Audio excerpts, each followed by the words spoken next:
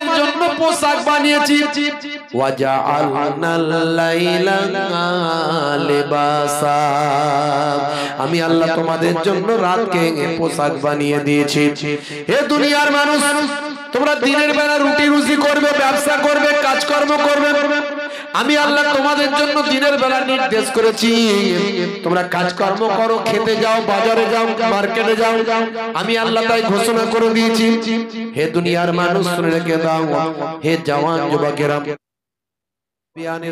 ফাইজা কুদিয়াতিস সালাত ফান্তাসিরু ফিল আরদ আবতাগু মিন ফাদলিল্লাহ তোমাদের নামাজ শেষ হয়ে গেলে তোমরা জমিনে ছড়িয়ে পড়ো তোমরা রোজি রুটি তালাশ করো আবতাগু মিন ফাদলিল্লাহ আমি আল্লাহ আমার নিয়ামত অনুগ্রহ তোমরা লাভ করো চলে যাও গ্রাম में जाओ बाजार में जाओ खेत में जाओ मार्केट में जाओ रोजी रोटी तलाश करो नमाज खत्म हो गया चलो निकलो मस्जिद से निकलो चलो जाओ बीबी बच्चों को पालो पोसो दिनेर बेला आमी तुम्हादेर जन्नो काज कर्मेर व्यवस्था करेছি हे दुनियार मानुष शुने रेखे दाओ पृथिबीर मध्य तुम्हादेरके आमी आल्लाह सर्वापेक्षा सम्मानित करे सृष्टि करेছি लक़द कररामना बनी आदम हे तरुण যুবকেরা এত কিছু তোমরা আমার কোন নিয়ামতকে অস্বীকার করবে তোমরা আমার কোন নিয়ামতকে অস্বীকার করবে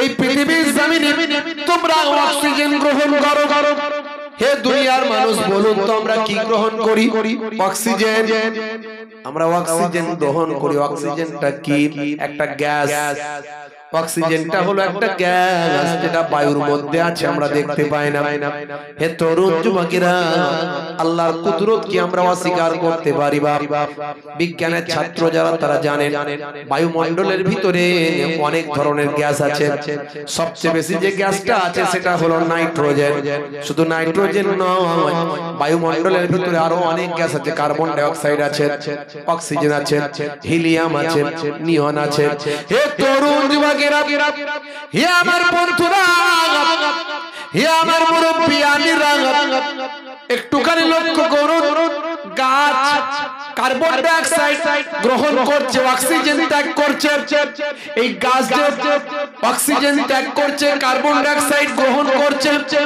এই গাছ এই যে সিস্টেমটা তৈরি হচ্ছে গাছে এটাকে বিজ্ঞানের ভাষায় বলা হচ্ছে সালোক সংশ্লেষ পদ্ধতি হে জওয়ান যুবকেরা হে আমার বন্ধুরা শুনে রেখে দিন বাবা জেনে রেখে দেন মুসলমান এই সালোক সংশ্লেষ পদ্ধতিতে গাছ কিন্তু কার্বন ডাই অক্সাইড গ্রহণ করছে অক্সিজেন ত্যাগ করছে সেই অক্সিজেন আমরা গ্রহণ করছি আমরা কার্বন ডাই অক্সাইড ত্যাগ করছি এই যে সিস্টেম হে তরুণ যুবকেরা আল্লাহর কুদরতি ক্ষমতা গাছের মধ্যে দিয়ে তৈরি হচ্ছে এই জন্যই বলে তো একটি গাছ একটি প্রাণ গাছ বাঁচাও প্রাণ বাঁচাও হে তরুণ যুবকেরা কিন্তু এই বায়ুমণ্ডলের ভিতরে সবচেয়ে বেশি গ্যাস হলো নাইট্রোজেন প্রায় 77% এরও বেশি নাইট্রোজেন আছে কিন্তু আমরা তো নাইট্রোজেন গ্রহণ করছি না আমরা সেখান থেকে ছাঁকাই করে নিচ্ছি সামান্য অক্সিজেন এই অক্সিজেন গ্যাস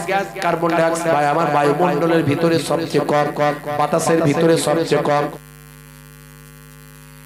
তার থেকেও আরো কম আছে হিলিয়াম আরো অন্যান্য গ্যাস আছে কিন্তু নাইট্রোজেন এত বেশি থাকার পরেও আমার আল্লাহ কুদরতি ক্ষমতা সবকিছুকে ফিল্টার করে আপনার আমার ভিতরে প্রবেশ করাচ্ছেন কেবলমাত্র অক্সিজেন যে গ্যাস আমরা গ্রহণ করলে আমরা বাঁচতে পারবো না যে গ্যাস গ্রহণ করলে আমরা বাঁচতে মিশে আছে সব মিক্সড হয়ে আছে কিন্তু সেখান থেকে আমার আল্লাহ কুদরতি ফিল্টার দিয়ে নাইট্রোজেনকে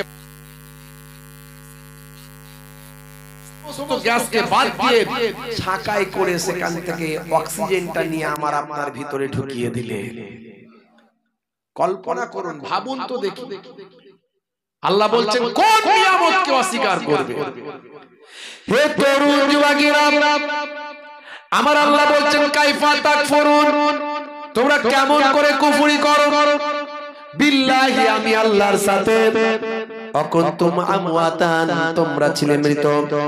মাতৃগর্ভে যখন সন্তানের জন্ম হয়, হে যুবকেরা একটু ভাবুন, একটু ভাবুন, একটু চিন্তা করুন। ভাই আমার, দোস্ত আমার, একজন পুরুষের শরীর থেকে যে নাপাক তরলটা মাতৃগর্ভে যায়, এই মাতৃগর্ভে যে নাপাক তরলটা যায়, 40 কোটি শুক্রাণু থাকে। হে তরুণ যুবকেরা, 40 কোটি শুক্রাণুর ভিতরে সব শুক্রাণুগুলো ধ্বংস হয়ে যায়, মারা যায়। কেবলমাত্র একটা শুক্রাণু ডিম্বাণুর সঙ্গে মিলিত হয়। হে তরুণ যুবকেরা, এই একটা শুক্রাণু আর অন্য কেউ নয়, একটা শুক্রাণু ডিম্বাণুর সঙ্গে মিলিত হয়ে আমার আপনার জন্ম হয়েছে। আল্লাহ বলছেন, বান্দা শোনো, মাতৃগর্ভের ভিতরে এক কাতরা নাপাক পানি, যে নাপাক পানিটা শরীর থেকে বের হয়ে গোসল করা ফরজ হয়ে যায়। একবার ভাবুন, চিন্তা করুন, পবিত্র গোসল না করলে ওযু হয় না, নামাজ হয় না। হে তরুণ যুবকেরা, হে আমার বন্ধুরা, ওই নাপাক পানিটা মাতৃগর্ভে থাকার পরে আমার আল্লাহ বললেন, আমি সেটাকে জমাট বাঁধা রক্তপিণ্ডে পরিণত করি। সুম্মা কানা আলাকাতান ফাখালাকা ফাসাওয়া, জমাট বাঁধা রক্তপিণ্ড তৈরি হয়। জমাট বাঁধা রক্তপিণ্ডটাকে আবার নির্দিষ্ট সময় যাওয়ার পর আমি আল্লাহ সেটাকে গোশতের টুকরোতে কনভার্ট করে দিই, গোশতের টুকরোতে পরিণত হয়। গোশতের টুকরোটা আবার নির্দিষ্ট সময় যাওয়ার পর সেটাকে আমি আল্লাহ অনেক বড় করে সেখান থেকে আমার কুদরতি ক্ষমতা পঞ্চ ইন্দ্রিয়, নাসিকা, কর্ণ, জিহ্বা, ত্বক একটা সুন্দর দেহ দান করে দিই। দেহটা থাকে মৃত, মাতৃগর্ভে পানির ভিতর ভেসে বেড়ায়।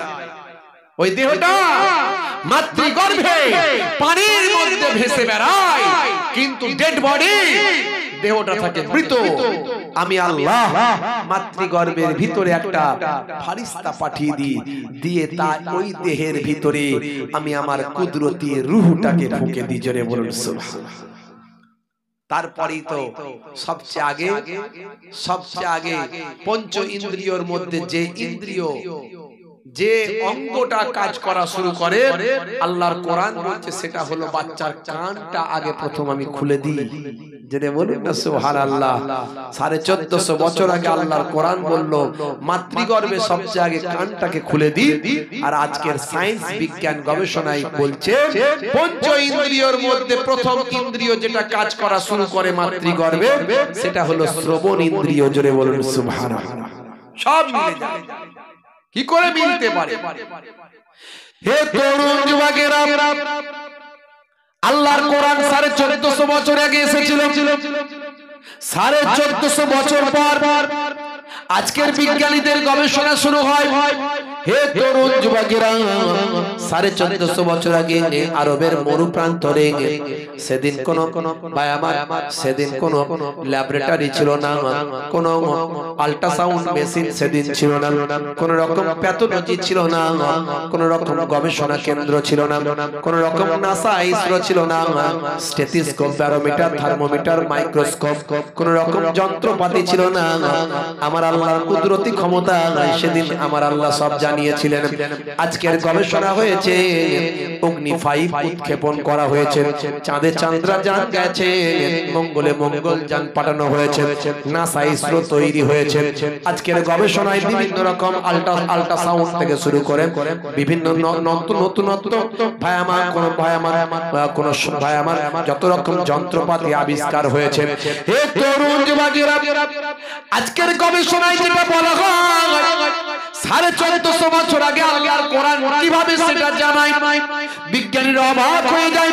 পৃথিবী বিখ্যাত মানুষগুলো আজকে অবাক হয়ে গিয়ে কেসিয়াসিয়ালের মতো মানুষ, টাইসনের মতো মানুষ, গ্যারি মিলারের মতো মানুষ, জেনিফারের মতো মানুষ। হে তরুণ যুবকেরা, মুরব্বিয়ানেরা, জেনে রেখে দিন, বুলগেরিয়ার একজন বিখ্যাত ভবিষ্যৎবাণী করা একজন ব্যক্তির নাম হলো বাবা ভাঙা। নাম শুনেছেন আপনারা? বাবা ভাঙা বহুদিন আগে মারা গেছে। আজকেও বাবা ভাঙাকে নিয়ে পৃথিবীর মানুষ আলোচনা করে। আল্লাহ এই বাবা ভাঙার মধ্যে এমন একটা কুদরতি ক্ষমতা আল্লাহ দিয়েছেন, বাবা ভাঙাকে নিয়ে পৃথিবীর বড় বড় ভাই আমার রাষ্ট্রপ্রধানরা পর্যন্ত অবাক হয়ে যায়। হে তরুণ যুবকেরা, বাড়ি হলো বুলগেরিয়া, জন্ম হয়েছে 1911। হে তরুণ যুবকেরা, বাবা ভাঙা হলো একমাত্র ব্যক্তি যিনি ভবিষ্যৎবাণী করেছেন। যদিও আমরা ভবিষ্যৎবাণী বিশ্বাস করি না, আমরা ভবিষ্যৎবাণী বিশ্বাস করি না, আমরা বলি ভবিষ্যতের খবর আল্লাহ ছাড়া কেউ জানে না। হে তরুণ যুবকেরা, হে আমার মুরব্বিয়ানেরা, আমার আপনার নবী কিছু ভবিষ্যৎবাণী করে দিয়েছেন, কারণ তিনি ওহীর মাধ্যমে করেছিলেন, আল্লাহ প্রদত্ত তথ্য জেনে করেছিলেন। তাই আমার নবীর ভবিষ্যৎবাণীগুলো মিলছে এবং মিলবে। কিন্তু এই বাবা ভাঙাকে আমার আল্লাহ এত কুদরতি কিছু ক্ষমতা দিয়েছেন, তিনি যেটুকু যা বলেছেন সব নাকি মিলে যাচ্ছে। এই নিয়ে পৃথিবী তোলপার হয়ে যাচ্ছে। বাবা আপনারা জানেন বাবা ভাঙা মারা গেছে বহুদিন হয়ে গেল, তার জন্ম হয়েছে 1911। হে তরুণ যুবকেরা, বাবা ভাঙা বলেছে 2050 সালের মধ্যে পৃথিবীতে এক নাম্বার সবচেয়ে বড় ধর্ম রিলিজিয়াস হবে ইসলাম।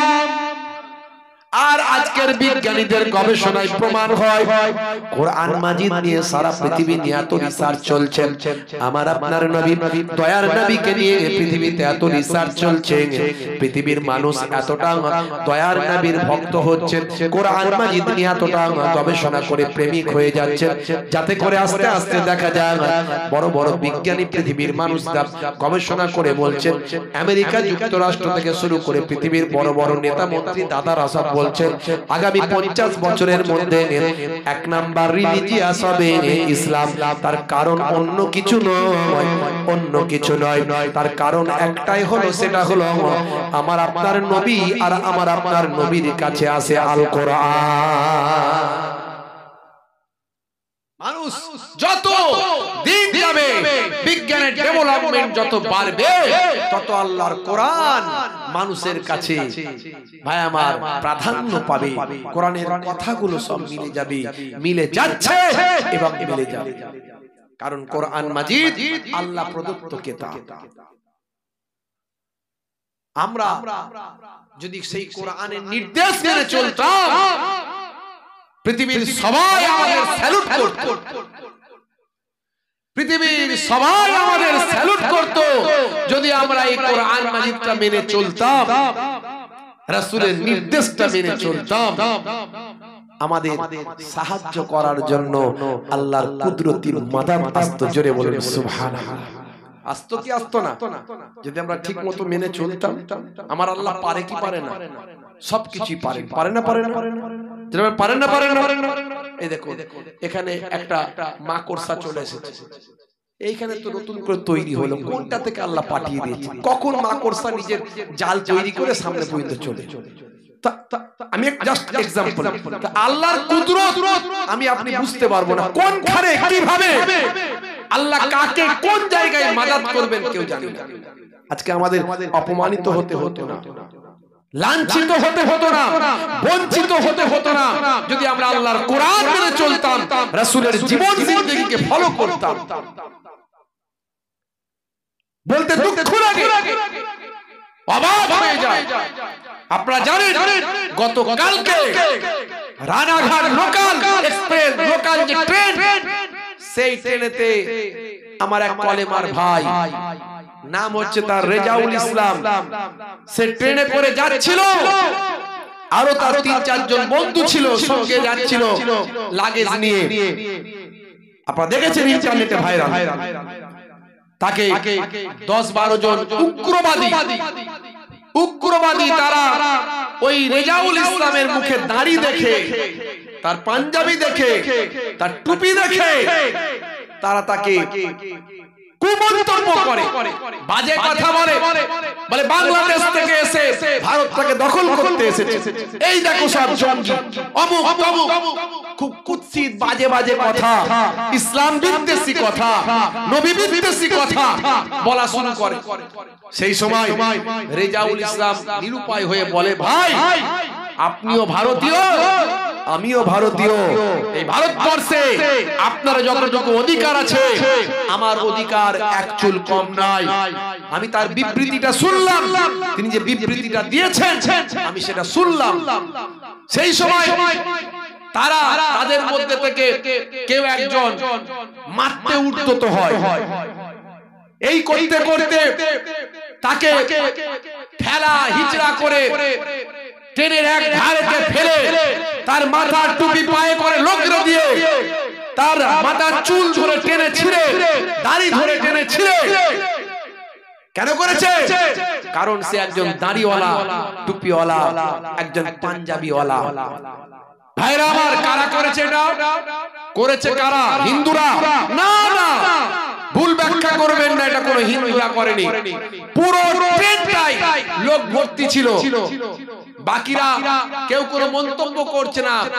ওই ভাই আমার সন্ত্রাসীদের ভয়ে, ওই উগ্রবাদীদের ভয়ে কেউ কোনো কথা বলছে না, সবাই চুপচাপ। এমন সময় আল্লাহর কি করুণা ভাই আমার, তারা বলছে একে ধরে ট্রেন থেকে ফেলে দাও বলে টানা হিজড়া করে নিয়ে যাচ্ছে ট্রেন থেকে ফেলার জন্য। আল্লাহর কুদরতি ক্ষমতা দেখুন, একজন হিন্দু ভাই তাদের মধ্যে থেকে এসে রেজাউল ইসলামকে আঁকড়ে ধরেছে, ধরে বলছে একে ফেলতে দেব না, একে মারতে দেব না, তোমরা সরে যাও। এইভাবে রেজাউল ইসলামকে আল্লাহ আর এক হিন্দু ভাইয়ের মাধ্যমে বাঁচিয়ে দিয়েছে। এই উগ্রবাদী ভাই আমার, এই সাম্প্রদায়িক এই শক্তি যেটা আমরা এতদিন ইউপি, বিহার, উত্তরপ্রদেশে আমরা দেখেছি, এই বাংলাতেও শুরু হয়েছে। তার কারণ কি? তার কারণটা কি বলবো জানেন? এই রেজাউল ভাইকে এইরকম করার খবরটা চারিদিকে যখন ছড়িয়ে পড়লো, ইন্টারনেটে ছড়িয়ে গেল, আমি নিজেও আমার যে সোশ্যাল মিডিয়া, সোশ্যাল সাইট আছে সেখান থেকে পোস্ট করলাম। আমি পোস্ট করার পরে আমাকে অনেকজন মেসেজ করলো, হুজুর এ আপনি কার পক্ষে হয়ে কথা বলছেন? ওই ব্যক্তি আমাদের ফুরফুরা শরীফের পীর সাহেবদের নিয়ে কত বাজে বাজে ভাষা বলেছে দেখুন, বলে তার আবার কিছু স্ক্রিনশট করে আমার কাছে পাঠায়। বুঝতে পারছেন আমি কি বলতে চাইছি? এক ভাই বিপদে পড়লে আর এক ভাই পাশে দাঁড়াবে, এটাই হলো ইসলামের নির্দেশ। এটা হলো ইসলামের নির্দেশ। সারা পৃথিবীর বিশ্বের ঈমানদারেরা একটা বডির মতো, আল্লাহর নবী বলছেন একটা দেহের মতো। এক ভাই বিপদে পড়লে আরেক ভাই পাশে দাঁড়াবে। তার জায়গায় আমি এমন করে রেখেছি, দল দল তৈরি করে আমি মোহেবুল্লাহ হুসাইনির লোক, আমি অন্য হুজুরকে গালমন্দ করব, উনি ওই হুজুরের লোক, বসিরাটের মাওলানা সাহেবদের লোক ফুরফুরা শরীফকে গালমন্দ করবে, ফুরফুরা শরীফের অমুক হুজুরের বিরুদ্ধে গালমন্দ কটু ভাষা প্রয়োগ করবে, সোশ্যাল মিডিয়ায় লিখবে উনি ফুরফুরা শরীফের অমুক হুজুরের লোক, বসিরাটের মাওলানা সাহেবদের, মুফতি সাহেবদের বিরুদ্ধে গালমন্দ করবে। এইভাবে করে করে করে করে দল দল দল দল, এ তো ফুরফুরা শরীফের ভিতরে দল, এরপরে তবলিগের দল, এরপরে বেরেলভীদের দল, এরপরে দেওবন্দীদের দল, এরপরে আলে হাদিসের দল, এরপরে ওই ফকিরের দল, এবারে ওই পীরের দল, ওই নারার দল, যত দল বলে ভাগ। একজন মার খেলে অন্যজন বলে ঠিক করেছে, বেটা বহুত বদমাইশ, মেরেছে ভালো করেছে। এতে উগ্রবাদীরা সুযোগ পেয়েছে। আজকে যদি মুসলমান আমরা ঐক্যবদ্ধ থাকতাম এবং ন্যায়ের পথে থাকতাম, সত্যের পথে থাকতাম, ইসলামের পথে থাকতাম, আল্লাহ এবং রাসূলের পথে থাকতাম, দেখতেন আমার আপনার সঙ্গে অনেক আমার সেকুলার হিন্দু ভাই তারা আমাদের ব্যবহারে মুগ্ধ হয়ে আমাদের সঙ্গে থাকতো। আমাদের উপর আগুন তোলার মতো পৃথিবীতে কারো হিম্মত হতো না। কিন্তু দুর্ভাগ্য আমরা ইসলামের নির্দেশ ভুলে গেছি। আজকে ওয়াকফ নিয়ে বিল পাস হয়ে গেছে, আপনারা জানেন ওয়াকফ নিয়ে বিল পাস হয়ে গেছে। যৌথ কমিটিতে, সংসদের যৌথ কমিটিতে, জেপিসিতে ওয়াকফ নিয়ে বিল পাস হয়ে গেছে। এই সংশোধনী বিলে যেটা বলা হয়েছে তার মূল কথা হলো কি জানেন? মূল কথা হলো আপনার ওয়াকফ সম্পত্তির যে কমিটি, সেই কমিটিতে কেন্দ্র সরকারের প্রতিনিধি থাকবে, অমুসলিম প্রতিনিধিও থাকবে, তাদের হাতে মূল জিনিসটা থাকবে। তার মানে গোরস্থান আপনার, মসজিদ আপনার, ওয়াকফের সম্পত্তি আপনার, আপনার বাপ দিয়ে গিয়েছিল, আপনার দাদু দিয়ে গিয়েছিল, আপনার 14 পুরুষ দিয়ে গিয়েছিল। কেন না আপনার গরিব ছেলে, মুসলমান সমাজ গরিব সম্প্রদায়, এই গরিব সম্প্রদায়কে যাতে একটু বড়লোক করা যায়, এরা শিক্ষা দীক্ষায় পিছিয়ে, শিক্ষা দীক্ষায় যাতে একটু এগিয়ে আসতে পারে, এই জন্য এই ওয়াকফের সম্পত্তি থেকে খরচা করা হবে, এখান থেকে ব্যয় করা হবে। এখন এতদিন পর্যন্ত কিছু কেমন ব্যবহার হচ্ছিল, কিছু কেমন মেরে মুড়ে কিছু লোক খাচ্ছিল, অনেকেতে ভূত ঢুকে গিয়েছিল। এবারে সেইগুলো উদ্ধার করা তো দূরের কথা, এবার তাদের আর সহ্য হলো না, তারা বলছে এতদিন ওরা মেরে খেয়েছে, এবার আমরা মেরে খাবো বলে এবার সবটাই বলছে তোদের জায়গা থাকবে, চাবি আমার থাকবে, কবরস্থান তোদের, চাবি থাকবে যদুর কাছে। তোর বাপ মরে গেলে সলিমুদ্দিন কবরস্থানের ধারে নিয়ে যাবি, ডেড বডিটা রেখে যদু বাবুর অফিসে যাবি, গিয়ে সেখান থেকে চাবি নিয়ে আসবি। যদু বাবু বলবে আমি টয়লেটে ঢুকেছি, দাও 1 ঘন্টা। মুসলমান আমরা জেগে জেগে ঘুমিয়ে গেলাম, খালি আমি মুহিবুল্লাহ হুসাইনির লোক, আমি বসিরহাটের মাওলানা সাহেবের, হাজী সাহেবের লোক, আমি অমুক পীর সাহেবের, হুজুর সাহেবের লোক, আমি ওই তবলিগের লোক, আমি দেওবন্দীদের লোক, আমি বেরেলভীদের লোক।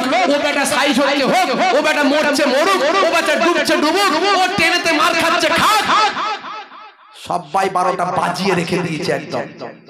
গাল মন্দ এমন দিয়েছি না মুহিবুল্লাহ হুসাইনি, আমি এমন গাল মন্দ দিয়েছি আপনাকে, আমি যখন বিপদে পড়ছিলাম আপনি বলছেন ঠিক করে মার ভালো, আবার আপনি যখন মার খাচ্ছেন তখন আমার লোক বলছে, আমি বলছি মার ভালো। এই করে করি আমরা শেষ, আজকে শ্রেষ্ঠ জাতি নিকৃষ্ট জাতিতে পরিণত হয়েছে। রাগ করবেন না বাবা, রাগ করবেন ভাইরা আমার, তরুণ যুবকেরা আমার, বড় দুঃখ লাগে। আমি একটা লিখেছিলাম আর কি, একটু ভাঙাচোরা কবি তো, এই ওয়াকফ নিয়ে লিখেছিলাম। হাহাকার হাহাকার হাহাকার হাহাকার হাহাকার হাহাকার হাহাকার হাহাকার, অশুভ শক্তির বিনাশ চাই, মুহিবুল্লাহ বলছে তাই, দেশ করতে উন্নতিতে এই স্লোগান তোলা চাই। অশুভ শক্তির বিনাশ চাই, মুহিবুল্লাহ বলছে তাই, দেশ করতে উন্নতিতে এই স্লোগান তোলা চাই। ওয়াকফ নিয়ে নতুন বিল করবে মোদের সবই নীল, মূল্য বৃদ্ধি জিএসটি দিন দুঃখীদের করুন দিল। ওয়াকফ নিয়ে নতুন বিল করবে মোদের সবই নীল, মূল্য বৃদ্ধি জিএসটি দিন দুঃখীদের করুন দিল। গরিব মরে পথের ধারে, আম্বানিরা ধনী হয়, গরিব মরে পথের ধারে, আম্বানিরা ধনী হয়। রুখে দাঁড়াও, উঠে দাঁড়াও, মুহিবুল্লাহ বলছে তাই। বলুন ইনশাআল্লাহ, বলুন ইনশাআল্লাহ। এখনো সময় আছে, সবাই উদ্দেশ্যে মেসেজ দিচ্ছি। বসিরহাট, ফুরফুরা, দেওবন্দি, তবলিগ, বেরেলি, আলা হাদিস, নেরার দল, ভেড়ার দল, গাদার দল যত আছে, তালতলা, বেলতলা, গোলতলা, জামতলা, ভাই আমার, বরস্তান, দরস্তান, কবরস্তান, হিন্দুস্তান, পাকিস্তান যত পৃথিবীতে আছে, ভাই আমার এখনো সময় দিচ্ছি। আল্লাহ রাব্বুল আলামিন এখনো আমাদেরকে সময় দিচ্ছেন। হে দুনিয়ার মুসলমান, সাবধান হয়ে যাও, নাহলে কিন্তু বিপদ তোমার ঘরে। মাথায় রাখবেন, তাই বলেছি গরিব মরে পথের ধারে, আম্বানিরা ধনী হয়। রুখে দাঁড়াও, উঠে দাঁড়াও, মুহিবুল্লাহ বলছে তাই। মহেবুল্লাহ দিচ্ছে ডাক দুর্নীতি সব নিপাত যাক সংবিধান আজ বিপন্ন গর্জে ওঠো যুব সমাজ মহেবুল্লাহ দিচ্ছে ডাক দুর্নীতি সব নিপাত যাক পুলওয়ামা আজ পেল না ন্যায় বিচার তারাও পাক ধর্মে ধর্মের বিভাজন অশুভ শক্তির আয়োজন ধর্মে ধর্মের বিভাজন অশুভ শক্তির আয়োজন তার আড়ালে সব সমস্যা চাপা পড়ে যায় তখন তার আড়ালে সব সমস্যা চাপা পড়ে যায় তখন হিন্দু মুসলমান যত ধর্ম নিয়ে লড়াই করবে তত পেট্রোলের দাম বাড়বে ডিজেলের দাম বাড়বে ট্যাক্সের পয়সা বাড়বে ভাই আমার জিএসটি বাড়বে মূল্য বৃদ্ধি বাড়বে তত দেখবেন এই পুলওয়ামা কত শহীদ হয়ে গেল আমার দেশের গর্বিত সেনারা আই প্রাউড ফর সোলজার ওয়ালাবার সোলজার আমরা আমাদের সমস্ত সেনাবাহিনীর জন্য গর্বিত তারা আমাদের দেশকে রক্ষা করছেন আমাদের দেশ আই লাভ মাই ইন্ডিয়া মহান দেশ আমার দেশ আজকে বিশাল বড় শক্তিশালী জায়গাতে আছে আমার দেশকে হুমকি দেওয়ার ক্ষমতা বাংলাদেশের নাই পাকিস্তানের নাই সামান্য আমার দেশ ক্ষমতা প্রয়োগ করলে তারা সব ধ্বংস হয়ে যাবে আমরা আমার দেশের জন্য জীবন দিতে পারি এর আগেও দিয়েছি আগামী দিনে দিতে পারি এই দেশের জন্য মুসলমানরা নিজেদের জীবন উৎসর্গ করেছে আশফাকুল্লাহর ইতিহাস ভুলতে পারবে না ভাই আমার স্বাধীনতা সংগ্রামের জন্য প্রথম যে মানুষটা ফাঁসির কাস্টে ঝুলেছিল তার নাম হচ্ছে আশফাকুল্লাহ যিনি লাল কেল্লায় উঠে ভাই আমার ইংরেজদের পতাকা খুলে দিয়ে ভারতের তিরঙ্গা পতাকা লাল কেল্লায় প্রথম উড়িয়েছিলেন তিনি একজন মুসলমান তিরঙ্গা পতাকা যিনি ডিজাইন করেছিলেন যিনি ডিজাইনার ভাই আমার এই ভারতবর্ষের একজন গর্বিত নারী আপনার আমার বোন তার নাম হলো সুরাইয়া তৈয়ব জি ইতিহাস আপনি দেখুন ভারতবর্ষের ভাই আমার উচ্চ মাধ্যমিকের ইতিহাস নাম হচ্ছে জীবন দাস মুখোপাধ্যায়ের লেখা এই ভারতবর্ষের উচ্চ মাধ্যমিকের ইতিহাস জীবন দাস মুখোপাধ্যায়ের লেখা আপনি সিপাহী বিদ্রোহের অধ্যায়ে গিয়ে দেখবেন আমার কাছে রাখা আছে শুধু সিপাহী বিদ্রোহের সময় ২৭,০০০ মুসলমান এই ভারতবর্ষের জন্য নিজেদের জীবনকে ইংরেজদের বিরুদ্ধে মোকাবেলা করতে গিয়ে নিজেদের জীবনকে উৎসর্গ করেছে আর আজ একদল উগ্রপন্থী বের হয়েছে তারা মুসলমানদের দেশপ্রেম নিয়ে পরীক্ষা করে এই ভারতবর্ষের জমিনে 40 কোটি মুসলমান আছে ভুলে গেলে চলবে না এই 40 কোটি মুসলমান তাদেরকে দাবিয়ে রাখা তাদেরকে পিছে ফেলা তাদেরকে দেশ থেকে তাড়িয়ে দেওয়ার ক্ষমতা পৃথিবীর কোন শক্তির নাই ইনশাআল্লাহ আমরা আগেও জীবন দিয়েছি আবার দিতে পারি না যেমন পারি না ভাইরা আমার আমাদের অন্যায়ের বিরুদ্ধে প্রতিবাদ করতে হবে গর্জে উঠতে হবে না হলে বিপদ আছে ধর্মের বিভাজন অশুভ শক্তির আয়োজন তার আড়ালে সব সমস্যা চাপা পড়ে যায় তখন তার আড়ালে সব সমস্যা চাপা পড়ে যায় তখন সব সমস্যা খুঁজবে ভাই এই স্লোগান তোলা চাই মহেবুল্লাহ বলছে তাই অশুভ শক্তির বিনাশ চাই সব সমস্যা খুঁজবে ভাই এই স্লোগান তোলা চাই মহেবুল্লাহ বলছে তাই অশুভ শক্তির বিনাশ চাই গরিব মরে পথের ধারে আম্বানিরা ধনী হয় গরিব মরে পথের ধারে আম্বানিরা ধনী হয় ঘুরে দাঁড়াও উঠে দাঁড়াও ঘুরে দাঁড়াও উঠে দাঁড়াও মহেবুল্লাহ বলছে তাই জোরে হবে না জোরে হবে না জোরে হবে না নারে তাকবীর মাশাআল্লাহ ভাইরা আমার তরুণ যুবকেরা আমার আমরা যদি আল্লাহর হয়ে যাই আল্লাহর গায়েবী মাদাত আমাদের উপর আসবে বলুন ইনশাআল্লাহ আসবে গায়েবী মাদাত আমার নবীকে আল্লাহ করেছেন ওলি আউলিয়াদের আল্লাহ করেছেন সাহাবায়ে কেরামদের করেছেন আর আমাদের করবেন না আল্লাহ নিশ্চয় করবেন কিন্তু আমরা সেই মাদাত পাওয়ার উপযুক্ত হতে পারছি না সেই মাদাত পাওয়ার উপযুক্ত হতে পারছি না বিশ্বাস করুন খিদিরপুরের মানুষ আমি আমার জীবনে অনুভব করেছি আলহামদুলিল্লাহ মানে যদি ওটা বলা উচিত নয় তবে বলে ফেলেছি অনুভব করেছি আল্লাহর মাদাত আছে আমি কেমন করে বুঝাতে পারি আপনাদেরকে? ভয় পাওয়ার কিচ্ছু নাই, ভয় পাওয়ার কিচ্ছু নাই। আমরা দুর্বল নয়, আমরা সবল। আমরা গণতান্ত্রিক পদ্ধতিতে, সাংবিধানিক পদ্ধতিতে আমরা আল্লাহর পথে, রাসূলের পথে যদি চলি, আমার আল্লাহর গায়েবী মাদাদ পাবই পাবো ইনশাআল্লাহ। আল্লাহ ফেরেশতা দিয়ে সাহায্য করবে। ভাইরা আমার, তরুণ যুবকেরা, হে তরুণ যুবকেরা, হে আমার বন্ধুরা, শুনে রেখে দিন বাবা, জেনে রেখে দেন, হে মুসলমান, আপনাকে আমাকে আল্লাহ এবং রাসূলের পথে চলতে হবে, দয়ার নবীর সুন্নতের পথে চলতে হবে। 1450 বছর আগে আমার আল্লাহ যা বলেছেন, আমার আপনার নবী যা বলেছেন, আজকের যুগে সব বিজ্ঞান আর বাস্তবতায় পরিণত হয়েছে। এই কথা আপনাকে বিশ্বাস করতে হবে, আপনাকে প্রমাণ গ্রহণ করতে হবে, পড়াশোনা করতে হবে। কোরআন মাজিদ পড়ুন, কোরআন মাজিদের অ্যাপ একটা ডাউনলোড করে নিন, দয়ার নবীর জীবন জিন্দেগি পড়ুন, দয়ার নবীর জীবন জিন্দেগির অ্যাপ একটা ডাউনলোড করে নিন। হে যুবকেরা, মোবাইলে এত অ্যাপ ডাউনলোড করেছো, কিন্তু কোরআন মাজিদের অ্যাপ তো তোমার মোবাইলে নাই, দয়ার নবীর জীবন জিন্দেগির অ্যাপ তো তোমার মোবাইলে নাই, একটা নামাজ শিক্ষার অ্যাপ তোমার মোবাইলে নাই। যদি তোমার মোবাইলে থাকতো, তোমার জীবনটা ধন্য হতো। ওই অ্যাপগুলো, ওই মোবাইলটা তোমাকে টানতে টানতে জান্নাতের দরজায় নিয়ে চলে যেত।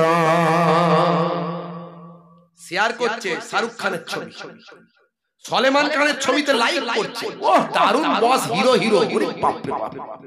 এই সব যে কমেন্ট করছো, একটা গান নাচ দেখে, অশ্লীল ভিডিও দেখে তুমি সেখানে কমেন্ট করছো, লাইক দিচ্ছ, ওটা তোমার রয়ে গেল, ওটা তোমার রয়ে গেল। তুমি যে শেয়ারটা দিলে, এই যে অশ্লীল একটা ভিডিওতে শেয়ারটা মারলে, তুমি মরে যাবে, ওই শেয়ারটা চলতে থাকবে। যত মানুষ দেখবে তোমার শেয়ার করা ওই অশ্লীল ভিডিও, অশ্লীল ফটো, যত মানুষ দেখবে, তোমার কবরে কি যাবে? গোনা জারি হয়ে যাবে, গোনা যেতেই থাকবে। আবার তুমি একটা ভালো মানুষের হেদায়েতের একটা কথা, একটা ওয়াজ তুমি শেয়ার করেছো, একটা ভালো জিনিস শেয়ার করেছো, যত মানুষ দেখবে, যত মানুষ দেখে হেদায়েত হবে, তুমি যে প্রথম ওটাকে শেয়ার করেছো, তার জন্য তোমার কবরে সওয়াব পেতে থাকবে। হে যুবক, মোবাইলকে খারাপ ভাবে ব্যবহার করো না। তুমি মরে গেলে এই মোবাইলটা তোমার ভাইয়ের হাতে যাবে, তোমার ছেলের হাতে যাবে, তোমার বাপের হাতে যাবে। তোমার এই মোবাইলটা খুললে তারা বুঝতে পারবে মোবাইলে তুমি কি করতে। একবারও ভাবো, মোবাইলে সারাক্ষণ free fire, PUBG, online game, অশ্লীল ভিডিও, অশ্লীল ছবি। হে যুবক, হে তরুণ যুবকেরা, আল্লাহর নবী বলেন, কুল্লু মুসকিরিন হারাম, প্রত্যেক নেশা হলো হারাম। হে তরুণ যুবকেরা, হে আমার মুরব্বিয়ানেরা, আমার আল্লাহর কোরআন বলছে, হে দুনিয়ার মানুষ শুনে রেখে দাও, ইন্নাল মুবাজ্জিরিনা কানু ইখওয়ানাশ শায়াতিন, অপচয় খরচাকারী, নষ্টকারী হলো শয়তানের ভাই। হে তরুণ যুবকেরা, 1450 বছর আগে আল্লাহর কোরআন, 1450 বছর আগে দয়ার নবীর হাদিস আজকের যুগে বিজ্ঞানের সঙ্গে মিলে যায়। আজকের যুগে সায়েন্স, বাস্তববাদী, স্বাস্থ্য বিশেষজ্ঞরা বলেন নেশা করা ঠিক নয়, কোনো কিছুর নেশা করা উচিত নয়। নেশা মানুষকে ধ্বংসের দিকে, খারাপের দিকে ধাবিত করে। যদি কারো নেশা কোনো কিছু থাকে, খারাপ নেশা যদি হয়ে যায়, শুনে রেখে দাও, সেটা তার অধঃপতন এবং ধ্বংসের মূল হয়ে যাবে। হে তরুণ যুবকেরা, কি হলো মাইকের হচ্ছে না? হে আমার বন্ধুরা, শুনে রেখে দিন বাবা, জেনে রেখে দেন। এরই জন্য বলি, হে যুবক, তুমি সিগারেট বিড়ি খেও না। এই যে ধোঁয়া অনেকে খায়, ধোঁয়া নাক দিয়ে খাচ্ছে, মুখ দিয়ে ছাড়ছে। না না, ভুল বললাম, মুখ দিয়ে খাচ্ছে, নাক দিয়ে ছাড়ছে। আসলে রাত বাড়ছে তো, বুঝতে পারছো? নাক দিয়ে খাচ্ছে, মুখ দিয়ে খাচ্ছে, নাক দিয়ে ছাড়ছে, ভিতরে ভালো করে ধোঁয়াটাকে ঘুরিয়ে নিচ্ছে একবার। ভাই লাভটা কি হচ্ছে?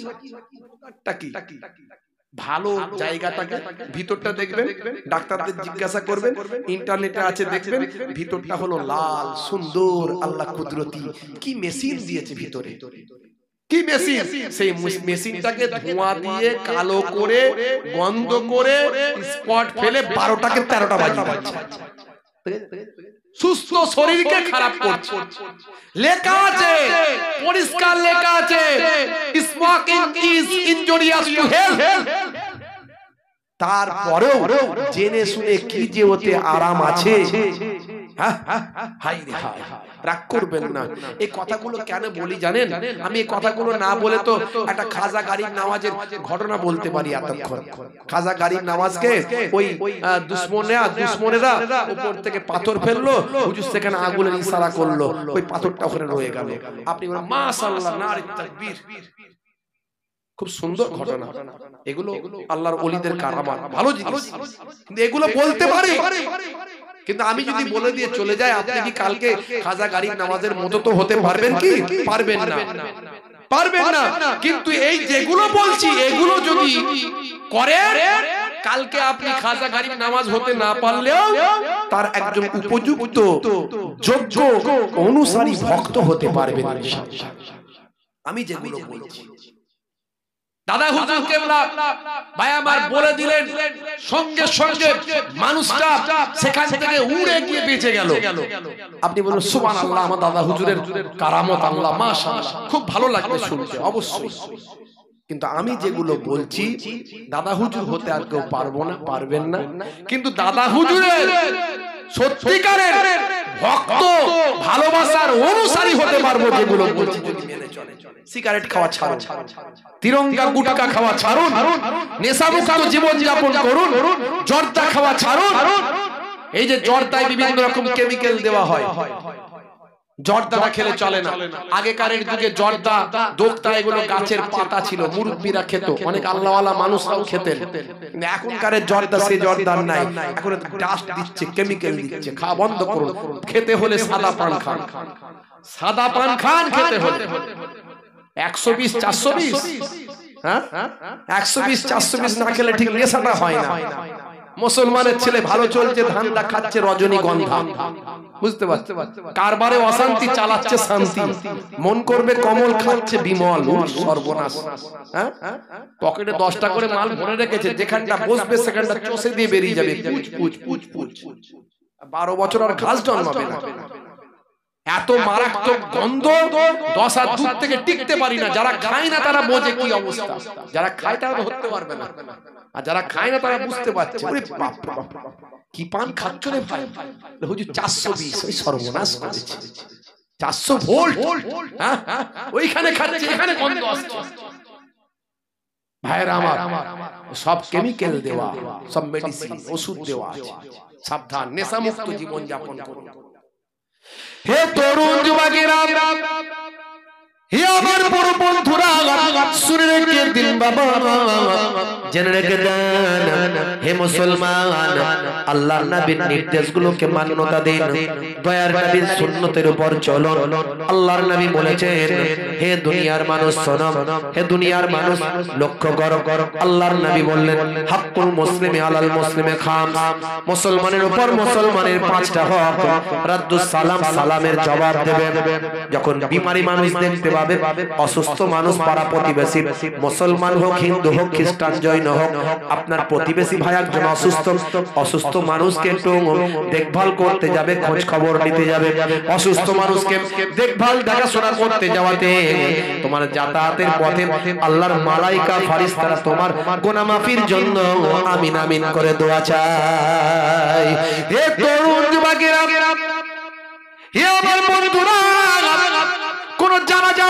কোন যদি জানাজা হয়, জানাজায় গিয়ে অংশ নেবে, জানাজায় শরীক হবে, এটা মুসলমানের উপর হক। হে তরুণ যুবকেরা, হে আমার মুরব্বিয়ানেরা, ভাইরা আমার, তরুণ যুবকেরা আমার, বন্ধুরা আমার, তোমরা শুনে রেখে দেন।